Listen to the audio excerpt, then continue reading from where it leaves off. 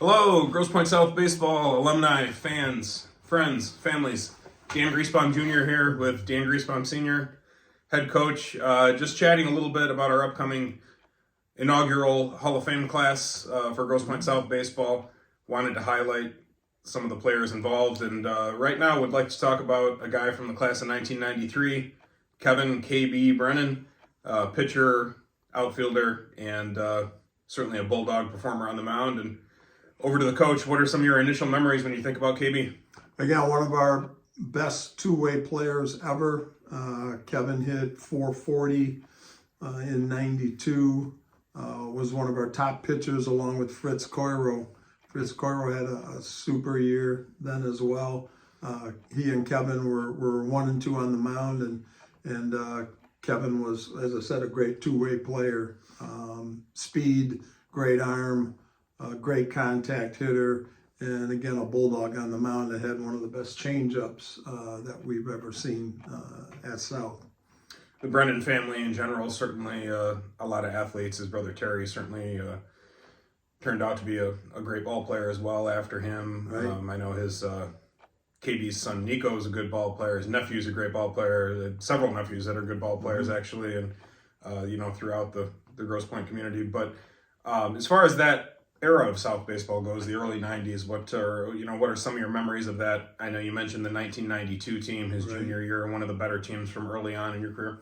Definitely, the 92 team was extremely talented, and we ended up unfortunately losing to Brother Rice in regional final, or otherwise we would have been headed to the Final Four. I believe that score was 5-3, and Rice went on to win it. That's happened a few times where we've lost to Rice and they've gone on to win. But they had an excellent team that year as well. We ended up, unfortunately, on the short end of that score, but that was a great, great team along with Scott Von Allman, and we had Colin Moore. Brian Blake was at first base. We just had Wrecked. Yes, yeah. We had an excellent all-around team that year. So KB, as I recall it in that Rice game, I believe came in relief and kept it tight. Yes, he did. Unfortunately, I think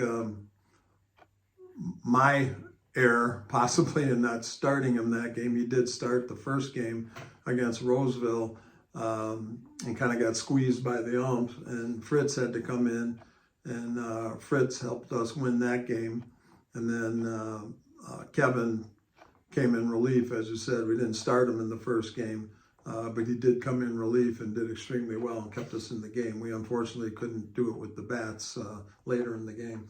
You mentioned Fritz a couple times, maybe somebody in the coming Hall of Fame classes that might get discussed a little bit. He went on to pitch at Oakland, correct? Definitely. Fritz had 2 great years, 92 and 93.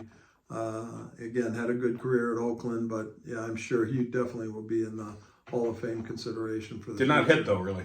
No, he didn't. Fritz was not a two-way player. He just wanted to be on the hill. And interesting note, he's still pitching. Right. He is still pitching in the adult league, and I'm not sure how old he is right now. He's in his 50s, but he is still pitching. Better man than I. Most of us can't throw at all by that age. Me also. But as far as KB goes, did you identify, that he would have been a freshman in the, the late 80s, very early 90s? Is he someone that you identified as he was his early years? Right. He along with Fritz, we knew with them coming in that they were going to be excellent players for us and they were going to make their mark. And they certainly are. Both of them are in our record books. Absolutely. It seemed like a lot of those guys kind of came back, at least the core of that team for the 93 season. What was missing in 93? It's the kind of thing that happens. Sometimes you have the talent and it just doesn't quite come together the same. Right. It's just one of those deals where anything can happen in a single elimination game. And it did.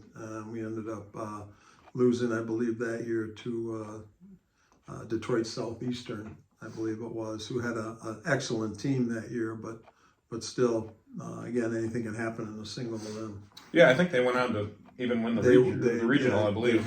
They did. Yeah. So it wasn't quite the upset that it might sound like, but Right. an upset nonetheless. And you know, sometimes those things happen. And I would say that maybe the heart and soul of the '92 team was not back in '93. Scott Van Almen, I mean, he was a leader and kind of a maniac out there. Well, he was a bulldog catcher. Nobody wanted to run him over. That's for sure. Football mentality. Went on to play. Was it Bowling Green? Or he went somewhere in Ohio. I want to say. So yeah. Can't quite remember. I know he was certainly a football player at heart, and someone as a young kid that I enjoyed watching. Had a lot of heart on the field, certainly. Right. But yep, KB, you know, one of the core guys in the early '90s there, and we'll be excited to see him go into the Hall of Fame. We have very limited tickets remaining for that Hall of Fame event, but if it's something that you think you might like to see, please visit our new website, which is grosspointsouthbaseball.com, and jump on there in a hurry and see if you can grab one of the final remaining tickets. See you there. Thanks, everyone.